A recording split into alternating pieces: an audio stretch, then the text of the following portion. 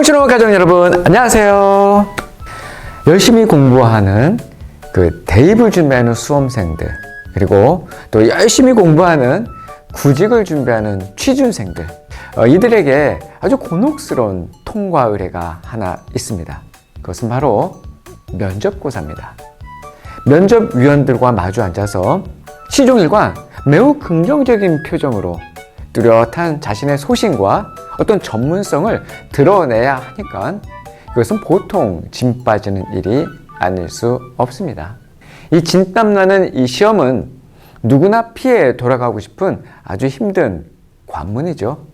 중국 당나라 시대에도 관리를 등용할 때에 이렇게 만만치 않은 관문이 하나 있었습니다. 그 면접 과목으로는 신언서판이라고 했어요. 이 신은 몸신자고요. 언은 말씀 언자, 그리고 서는 책서자 혹은 글서자, 그리고 판은 판단하다 할 때 신언서판, 용모, 말씨, 글씨, 판단력을 말합니다. 그들은 이 네 가지를 좋은 인재가 갖추어야 할 덕목이라고 생각한 것이지요. 이 신이란 사람의 풍차와 용모로서 사람을 처음 대했을 때 느끼는 어떤 첫인상입니다. 언은 사람의 언변을 이루는 말이고요. 자신의 뜻을 시적절하게 표현할 수 있는 합당한 언어 구사력이죠. 이른바 말빨. 또 세 번째 선은 필적을 이루는 말이에요. 글씨는 그 사람의 됨됨이와 인생 발자취를 대변한다고 해서 매우 중요시 했습니다. 또 마지막으로 이 판은 사물의 이치를 깨달아야 아는 어떤 냉철한 판단력을 뜻하는 말이죠. 바야흐로 디지털 사회가 도래하면서 지금의 이런 면접고사와 예전의 당나라의 이런 신원서판의 교집합에서 벗어난 유일한 과목은 바로 이 글씨일 겁니다. 판서와 필기에서 벗어나서 이제는 토론과 발표로 전환되고 있는 이 새로운 수업 문화가 가장 큰 요인일 테지요.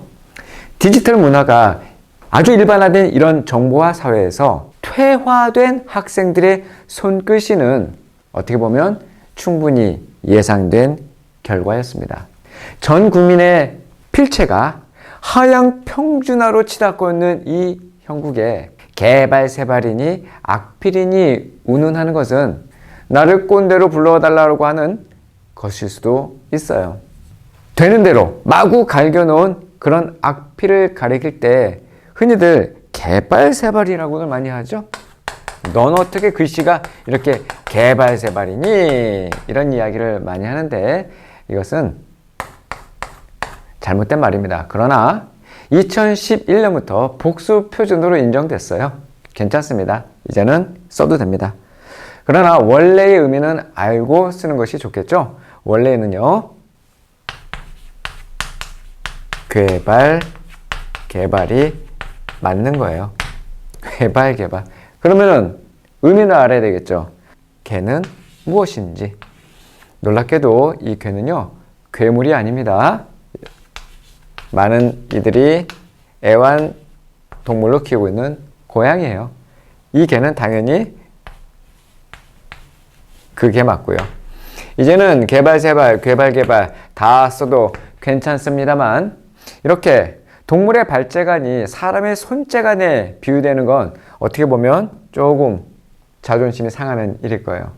고양이 발이든 개발이든 새발이든 동물의 족적이 사람의 그 필적할 만한 필적은 아니잖아요. 자, 동물의 발이 사람의 손을 능가할 수도 없겠지만 사람의 손이 동물의 발구실을 하는 것도 보통 치욕이 아닐 겁니다. 그런데 그 치욕의 주인공이 성경에 등장합니다.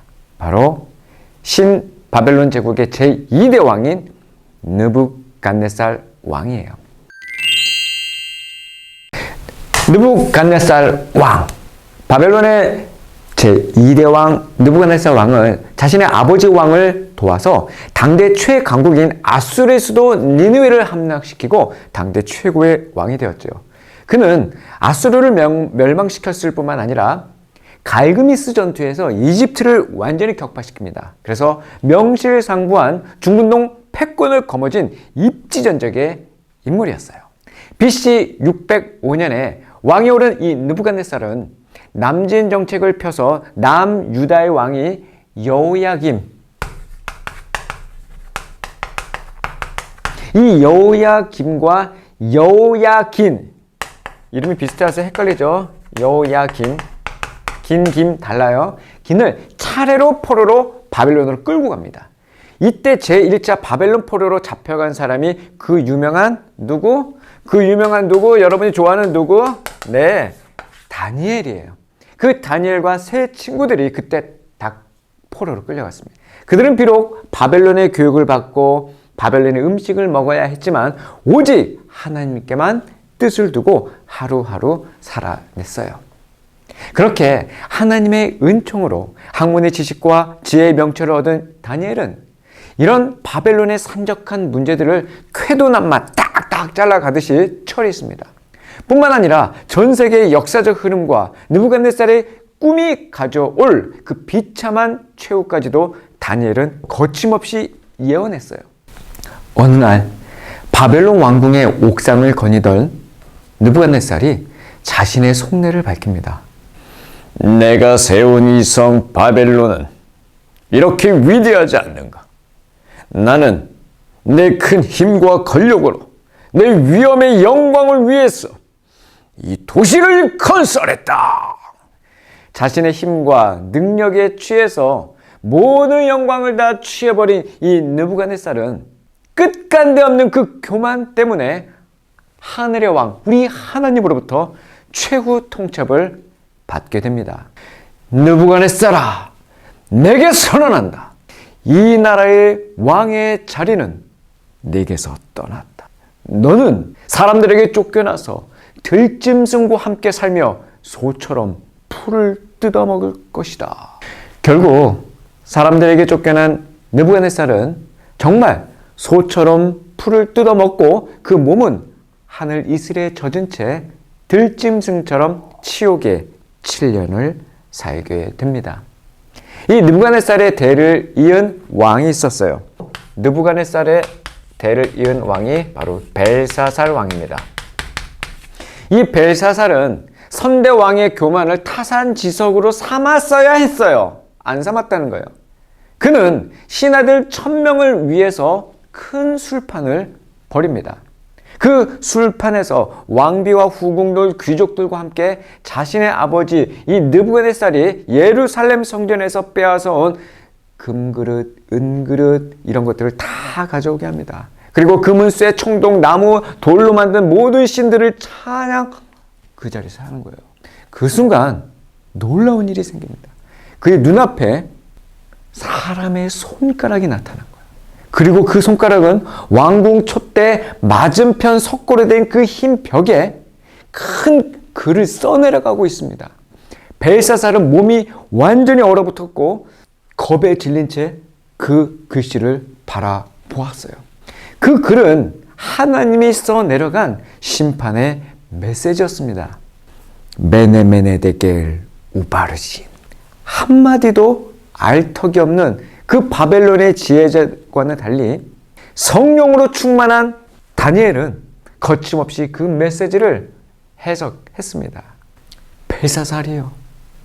왕은 느부갓네살의 아들로서 아버지의 교만의 그 결과를 다 알면서도 마음을 낮추지 않았습니다. 오히려 왕은 하늘의 주인을 거역하고 자신을 더 높였습니다. 예루살렘 성전에서 가져온 그 그릇들을 왕 앞에 가져오게 해서 왕과 귀족들과 왕비들과 후궁들이 다 그것으로 술을 마셨습니다. 듣지도 못하고 알지도 못하는 거짓신들을 찬양했습니다. 정작 왕의 생명을 손에 쥔 그 하나님께서는 영광을 돌리지 않았습니다. 그래서 하나님께서 이 손가락을 보내서 이 글을 쓰신 겁니다. 벨사살의 궁중 연회에 나타난 그 손가락은 경고를 넘어서 심판의 메시지를 써 내려간 것이었습니다. 아람어로 쓰여진 그 글은 세고 세었으니 무게를 달고 나누었다라는 뜻이에요. 메데바사 제국에 의해서 바벨론이 멸망함과 동시에 벨사살 왕이 하나님께 심판받을 것을 예언한 것이었습니다.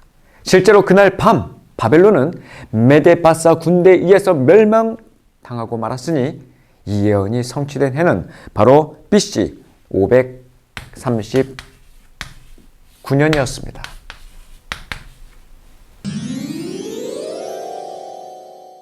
정보 처리화된 요즘의 디지털 서체는 깔끔하고 정갈하지만 옛날의 그 글처럼 개성과 정감은 없는 것 같아요. 그래서인지 최근 들어 캘리그라피가 꽤 인기를 얻고 있습니다. 레트로 열풍을 견인했다고 해도 과언이 아니죠. 아주 유연하고도 동적인 선, 글자 자체의 독특함과 번짐, 살짝 스쳐가는 그런 효과, 여백의 균형미 등 순수 조형의 관점에서 이 캘리그라피가 현대인들에게 주목받기 시작했습니다. 세계를 뒤흔든 패권자였지만 제국의 그 왕은 하나님의 손글씨에 주목했어야 했어요. 그 왕의 메시지는 단순합니다. 누가 왕이냐? 오늘날 성경이 우리에게도 하는 질문입니다. 내 인생의 왕은 누구니? 왕 대신 주의 옷자락을 잡기로 내 마음을 정할 때 내가 쓴 그 나의 왕관을 내려놓을 수 있습니다. 그때 그 인생은 빛나기 시작합니다. 그 손가락은 지금도 내 마음 한복판에 멋진 작품 하나를 남깁니다.